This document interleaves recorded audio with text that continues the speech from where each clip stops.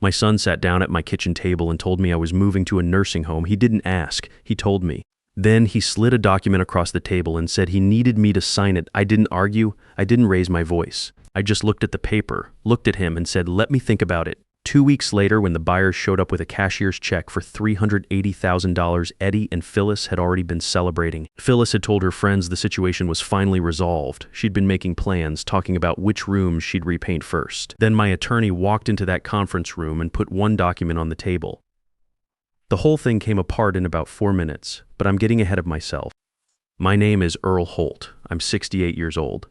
I spent 34 years welding steel at a plant outside Columbus, Ohio, night shifts, double shifts, whatever it took. My wife Dorothy and I bought our house in 1986 with money I earned 1 hour at a time.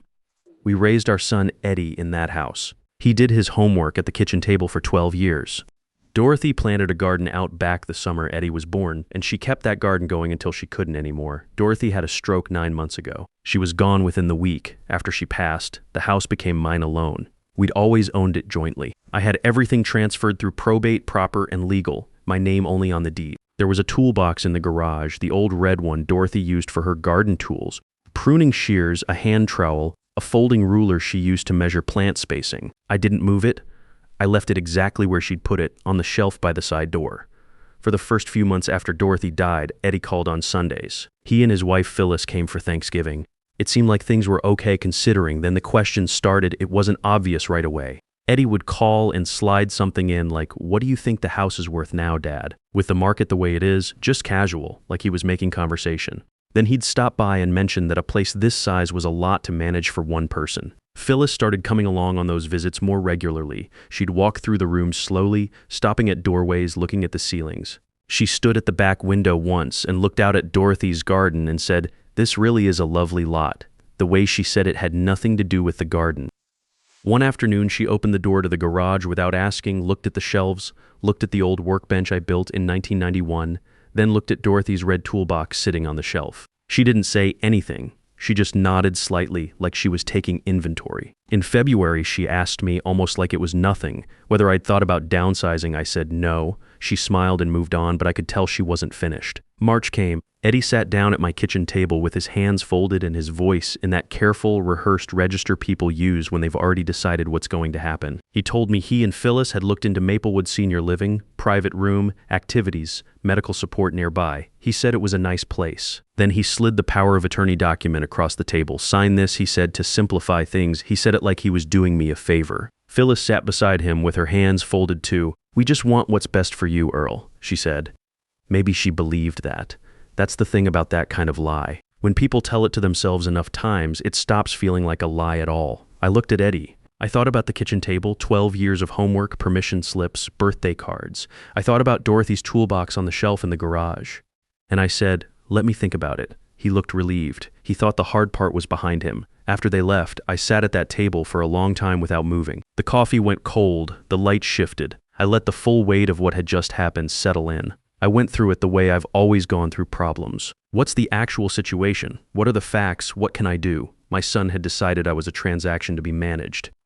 The house, 38 years of double shifts and weekend overtime, the place Dorothy and I built our lives in, had become in Eddie's mind a number. 380,000 sitting in a property his name wasn't on. Maplewood wasn't concerned. It was a plan. And here was the fact Eddie had apparently not thought through carefully enough. The house was mine, my name on the deed, my signature required for any sale. I was 68 years old, not confused, not incompetent, and I hadn't signed a thing. That night I called Pete Dunning. Pete and I ran the same shift at the plant for 19 years. He lives over in Westerville now. I told him everything, start to finish. Pete listened without interrupting. When I finished, he was quiet for a second. Then he said, "You eat today?" I laughed. First real laugh in weeks. "Good," he said. "Don't fight him loud. Be smarter than him. Loud gives him warning." Pete was right. I needed Eddie to believe he'd already won. The next morning I drove to the public library on Elm Street. I've always liked that place. Quiet, orderly, full of information that belongs to everybody equally. I asked the woman at the reference desk for anything they had on Ohio property law, real estate transfers, and power of attorney. She handed me a stack without asking why. I sat at a table in the back and spent 4 hours reading and taking notes in a small spiral notebook I carry in my jacket pocket. By the time I left, I understood several things I hadn't known before. A power of attorney signed over to Eddie would give him broad authority over my finances and property decisions. Without it, he had no legal standing to do anything with my house. My signature was required for any sale, any transfer, any transaction. He could talk all he wanted. He couldn't act without me. I also read about something called an irrevocable trust. A property owner can transfer a deed into a trust structure while remaining in the house as the sole trustee. With the right provisions built in, even a signature from the trustee on a sale document could be made meaningless without a second confirmation letter from an attorney, submitted to the title company within a specific window before closing. No letter, no deal. Didn't matter what else anyone signed. I needed a lawyer, someone Eddie had never heard of. I found her name in the phone book, Ruth Calloway. Real estate, estate planning, elder law, practicing in Columbus for over 20 years. I called from the library parking lot and got an appointment for the following Thursday. I drove home. When Eddie called that evening to ask how I was settling into the idea, I told him I was coming around to it. Maplewood seemed comfortable. He sounded relieved. He sounded like a man who thought the hard part was already behind him. Good. Ruth Calloway's office was on High Street, up a narrow staircase above a dry cleaner. Her waiting room had 2 chairs and a stack of legal journals going back several years. She came out herself to get me, shook my hand firmly, and led me back to her office without any of the slow talking, over-explaining way some younger people have when they're talking to someone my age. She just talked to me like a person. I told her everything, from the Sunday phone calls to the power of attorney document sitting on my kitchen table. She listened the whole way through without interrupting. When I finished, she looked at me over her reading glasses and said, "Mr. Holt, you came in here better prepared than most people I see who have actual law degrees." Then she told me what my options were. She confirmed that without a signed POA, Eddie had 0 legal authority over my property. He could not force a sale. He could not transfer the deed. He could not do anything without my willing signature on a valid document. Whatever he had said at my kitchen table carried no legal weight. She also confirmed what I'd read about trusts. She walked me through the structure. I would transfer the deed into the Holt Family Living Trust. I would be the sole trustee for as long as I lived in the house. Any sale would require not just my signature as trustee, but a counter-signature letter from Ruth's office delivered to the title company no less than 72 hours before closing. Without that letter, no reputable title company in Ohio would process the transfer. Then she mentioned she could run a title search as a precaution, just to make sure there were no claims or inquiries on the property I wasn't aware of. What that search turned up made me set down my coffee cup and just sit there for a minute.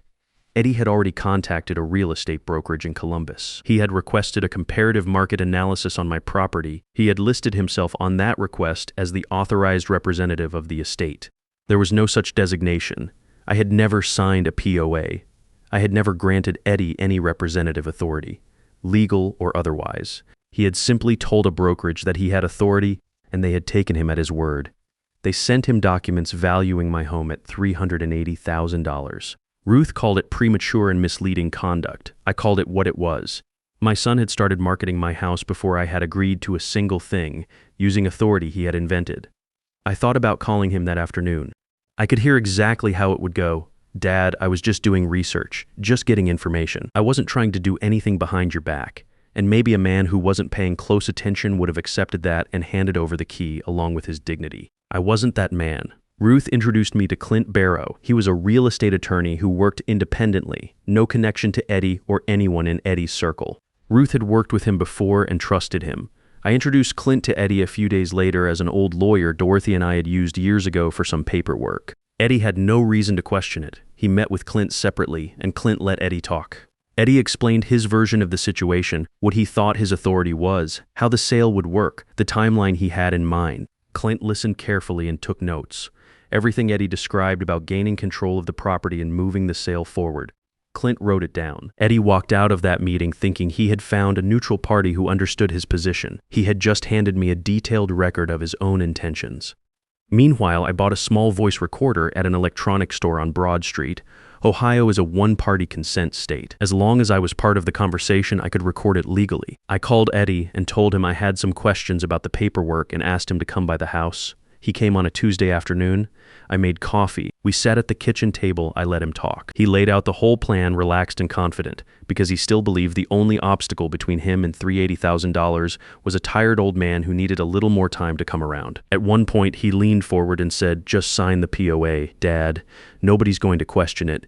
This is the smart move. That recording went straight to Ruth. 2 weeks after my first meeting with her, Ruth filed the Holt Family Living Trust with the Franklin County Recorder's Office. The deed transferred into the trust that same afternoon. As of that Wednesday, Eddie could not sell my house even with my signature on his documents because my signature as an individual meant nothing anymore. The property didn't belong to Earl Holt, the person. It belonged to the Holt Family Living Trust, and the terms of that trust were known only to me, Ruth, and Clint. Eddie had already scheduled a signing appointment for the following Friday. I told him I'd be there. The night before the signing, Eddie showed up at my door without calling first. He hadn't done that in years. He came in without taking his coat off, which told me right away this wasn't a casual visit. He stood in the living room and his voice had shifted out of that careful managed register. He said someone had mentioned to Phyllis that I'd been going to a lawyer's office on High Street. He looked at me with something that was trying to be concerned and not quite getting there. Dad, if you have questions about the paperwork, you come to me. That's what I'm here for. I want to remember that sentence for the rest of my life. You come to me. As though I were a child. As though my questions about my own home were something to be handled by the very person who was trying to take it from me. I told him I just wanted to make sure I understood what I was signing. That legal language sometimes trips me up and I didn't want to make a mistake. He didn't fully believe me. I could see it in his face, but he couldn't afford to push too hard on it either, because the alternative, the idea that I was several steps ahead of him, apparently hadn't entered his thinking. Then Phyllis appeared in the doorway. She'd been waiting in the car. She came in now, and whatever pretense of casualness had been in place dissolved. She told me that if I was thinking about doing something complicated with the property, I should understand it could create problems. She used the word family several times in a way that meant their interests, not mine. And then she said that an elderly man living alone, making legal decisions without consulting his son, might raise concerns about his judgment, his capacity. There it was, the word I had been waiting for and hoping I wouldn't hear. I looked at Phyllis. I looked at Eddie, who said nothing to contradict her. I'd like both of you to leave my home now. I said. The room went quiet. Then Eddie tried once more, calmer, hands up, telling me nobody was trying to upset me. They just wanted to make sure I was protected. I told him I was perfectly protected and that I would see him at the appointment in the morning they left. I locked the door and stood in the hallway listening to the car pull out of the driveway. Then I walked back through the house slowly. Through the living room, through the kitchen, out to the garage. I stood there for a while in the dark with the light off. Dorothy's red toolbox was on the shelf by the side door, right where she'd always kept it. I didn't open it. I just stood there with my hand on the lid for a minute. 34 years of night shifts to buy this house, Dorothy planting that garden every spring without being asked. 38 years of a life built one day at a time. Nobody was going to walk in here and turn that into a transaction. I turned the light off and went to bed. I slept better than I had in 2 months. Friday morning, I put on the jacket I wore to Dorothy's retirement dinner 10 years ago. It still fit.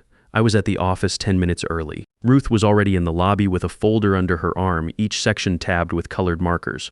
The kind of preparation that tells you without words that the person beside you has done this before and is not worried about the outcome. She shook my hand and said quietly, "Everything is in order, let's go in." Eddie and Phyllis arrived at 10:03. They were dressed well, not formal, but put together, the way people dress when they want to look like everything is going according to plan. Eddie had a folder of his own. Phyllis had her hair done. They had been celebrating for nearly 2 weeks. I found out afterward that Phyllis had already told 2 of her friends the house situation was finally resolved. She'd been talking about which contractor to call first. The buyers, Dale and Nadine Vance, arrived at 10:10 young couple, their own attorney beside them, a cashier's check in hand. They looked the way people look when they're about to spend a significant portion of their savings on something they've been working toward for a long time. Nervous and hopeful at the same time, I felt genuinely bad for them. They had walked into my story through no fault of their own. We all went into the conference room. The notary sat at the head of the table with his documents and his coffee, and the manner of a man who expected to be finished by noon. He addressed me as the seller and asked me to confirm my identity and my ownership of the property at 2714 Alderton Drive, Columbus, Ohio. I confirmed my identity. Then I said, before we proceed, I'd like to introduce my attorney, Ruth Calloway, who has some information relevant to the title. The notary paused. He looked at Ruth. He looked at Eddie. Eddie's face did something I had never seen it do before. Several things at once, none of them good. Ruth placed a single document on the table. She explained in a clear and even voice that the property at 2714 Alderton Drive had been transferred into the Holt Family Living Trust on March 8th, with Earl Holt as the sole trustee. She explained that the terms of the trust required her counter-signature on any sale documentation submitted to the title company no less than 72 hours prior to closing. She noted that no such letter had been submitted because no such closing had been authorized by the trustee. She placed the trust document on the table, then the title search beside it. Then the Franklin County Recorder's Office filing confirmation date stamped, right in the center where everyone in the room could see it clearly. The notary read. His expression shifted. He was not a man who looked surprised exactly. He looked like a man experiencing the specific professional discomfort of realizing his due diligence had been inadequate. He had not run an independent title search. He had taken Eddie's word that he had authority to arrange this sale. He had built an entire transaction on the assumption that a 68-year-old widower living alone would simply go along with whatever his son had arranged. That assumption had just cost him his morning, and considerably more than that. Eddie stood up. "Dad, what did you do?" "I protected my property," I said. He looked at the documents on the table, then at Ruth, then back at me. "You didn't tell me." "No," I said, "I didn't." Phyllis turned to the notary. "Can this be contested?" The notary said carefully that the trust appeared to be properly formed and filed and that the terms were enforceable. He said it the way a man says something when he is beginning to distance himself from the situation he is sitting in. Phyllis pushed. There must be something. The notary gathered his documents without answering. Dale Vance's attorney leaned over and spoke quietly to the couple. Dale and Nadine stood up. Nadine glanced at me on her way to the door, not angry. Something closer to understanding. They picked up their cashier's check and walked out.